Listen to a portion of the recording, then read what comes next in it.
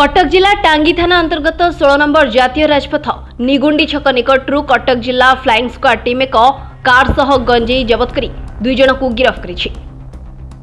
सूचना अनुसार flying squad team विशेष सूत्रु खबर पाई निगुंडी छक निकट में जगी रही बेले भुवनेश्वर कलिकता जाउथिबा एक होंडा सिटी कार को अटकाइबा सह कार भितर 84 केजी गंजेई जबत कर बेले 2 जन को गिरफ्त कर। जबत गंजेईर आनुमानिक मूल्य 4 लाख टंकार ऊर्ध्व हेब बोली जଣାपड़ी। अबकारी फ्लाइंग स्क्वाड सुपरटेल Debashish Patel, IIC Saroj Kumar Parida, inspector Umakant Swain, SI Sachin Behera, मनीषा भोल चढ़ाऊ करी गाड़ी को काबू करिबारे सक्षम होइथे। कटकरू महेश्वर बेहरा रिपोर्ट, सत्यम टीवी।